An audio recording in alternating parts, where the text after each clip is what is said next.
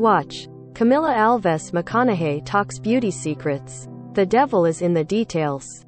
Seeing Elle Fanning play Michelle Carter in The Girl from Plainville is an eerie experience for those who watched Conrad Roy's murder trial unfold on national television. And that's largely because the actress has mastered Michelle's mannerisms and has an uncanny resemblance to the teen, who was convicted of involuntary manslaughter in 2017. But it's the subtleties of Elle's makeup, costume and hairstyling that make her performance so believable.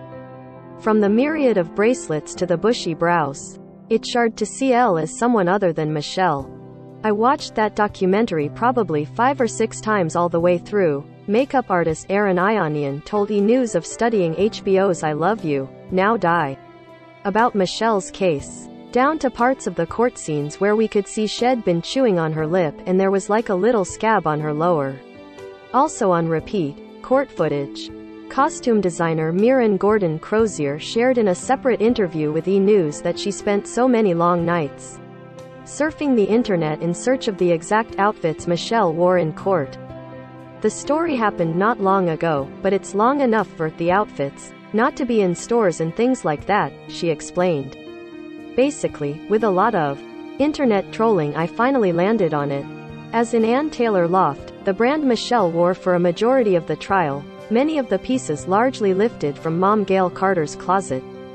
As Mirren combed through courtroom footage, she realized that Michelle was wearing shirts and jackets her mom had previously worn to the trial.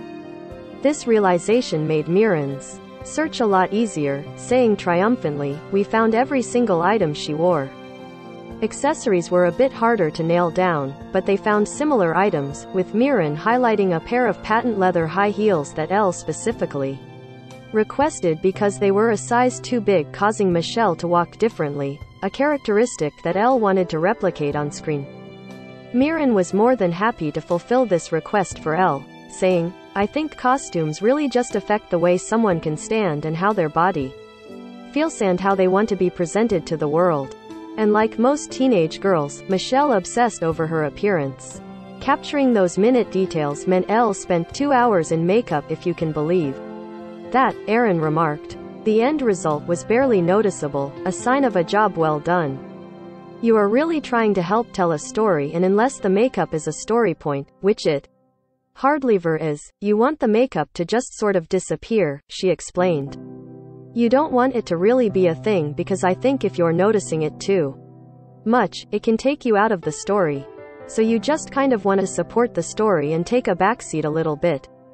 Be invisible. Of particular importance to both professionals was depicting Michelle's struggles with bulimia and body dysmorphia. Mirren kept this in mind as she chose outfits, saying, "I do think that oftentimes you can even read how a teenager or girl is feeling based on the way that they're presenting themselves in that manner." Hairdresser Jules Holderan wrote in an email to E! News that she too reflected Michelle's struggles with bulimia in Elle's 3 wigs, made by Alex Rouse in London. In addition to matching Michelle's appearance, Jules cut short pieces in the hairline to give it the feel of thinness and hair breakage due to Michelle's bulimia. For the second wig, which Elle wore during the sentencing scenes, Jules worked with Ren Studios' Aryan and makeup artist Todd Watson to apply a prosthetic forehead piece. This gave us the ability to show thinness and hair breakage due to Michelle's drastic weight loss, Jules said, adding that it took about an her to get Elle ready. With the early episodes, the team had to be a bit more creative as there's less footage available of Michelle from before the trial. Mirren said, "We kind of had to come up with our own version of Michelle and how she would dress and emulate, she's sort of a chameleon." They were aided in their endeavors by Elle, who was an executive producer on the series.